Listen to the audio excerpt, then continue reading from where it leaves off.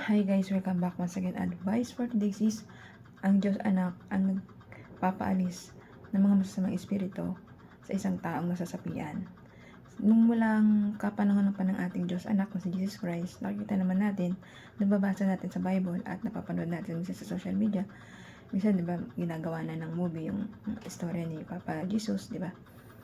So nakikita natin marami siyang pinapaalis o pinapalayas ng masasamang espiritu doon sa isang tao, di ba?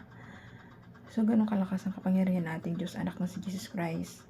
Kaya ikaw, kung hindi ka nananalig sa ating Diyos anak na si Jesus Christ, manalig po tayo dahil siya ang ating tagapagligtas. Magsisi po tayo kung anong kapangyarihan nating Diyos Ama, ganun din po ang ating Diyos anak. Lahat po ng kapangyarihan ng Diyos Ama ay binigay niya na po.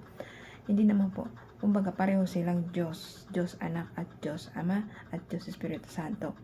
Tatlo po silang ating Diyos na dapat natin kilalanin dito sa ibabaw ng mundo.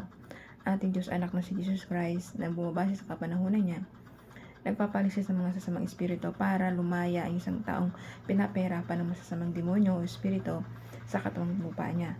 Ganun kabuti ang ating Diyos Ama at Diyos anak na si Jesus Christ.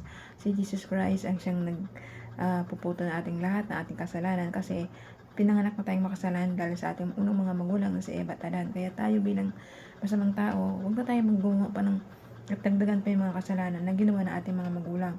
Bagkus gumawa tayo ng mga ikabubuti ng ating kapwa-tao, ikaw liligtas ng ating kaluluwa dahil ang ating Diyos anak na si Jesus Christ, siya ang magliligtas sa atin. Basta kilalanin mo lang po siya na ating Diyos anak na si Jesus Christ, na ang Diyos na anak na ating Diyos Ama, na ating Diyos Ama, Diyos anak na si Jesus Christ as Diyos Espiritu Santo. Ang Diyos Espiritu Santo ang siyang gumagabay sa atin sa araw-araw.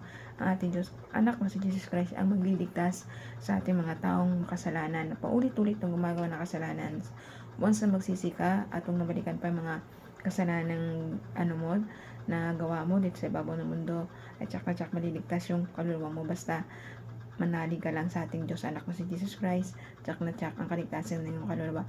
Gumawa po tayo ng ikabubuti ng kapwa-tao natin. Huwag po tayong gumawa ng masasama, puro lang kabutihan. Unconditional, tumulong po tayo, rumuspeto po tayo. Lahat ng mga maling gawa ay huwag na po natin gawin. Sundin po natin ang 10 utos na Ama ng 10 commandment. Sundin po natin yun pinakamabisang sandata natin para mawasan natin. At lagi kayong magdasal. Dasal lang po ang sandata natin ito. Pag nagdadasal po tayo parati sa ating Diyos Ama, Diyos Anak at Diyos Espiritu Santo, nalalayo tayo at naiiwasan natin yung mga maling gawa o maling pag-iisip sa ating kapwa-tao at yung mga inggit dyan. Parating lang po tayong magdasal at iwasan po natin mainggit para sa kapwa-tao natin. Bagkus magsisikap na lang po tayo para hindi tayo makagawa ng masasama para sa kapwa-tao natin. Bagkus mahalin lang po natin at respetuhin at tumulong sa mga nangangailangan. Maging responsable po tayong tao tsaka mapagmahal at maging marespeto tao para sa ating kapwa-tao.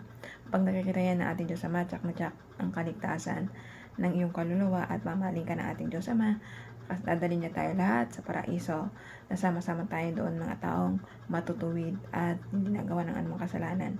Bagkus nasunod lang tayo sa ating Diyos Amang nasa langit na buhay na siyang umiibig sa atin ng walang hanggan. In the name of Jesus Christ, Amen. Hanggang dito na po ang advice. Ingat po tayong lahat and God bless.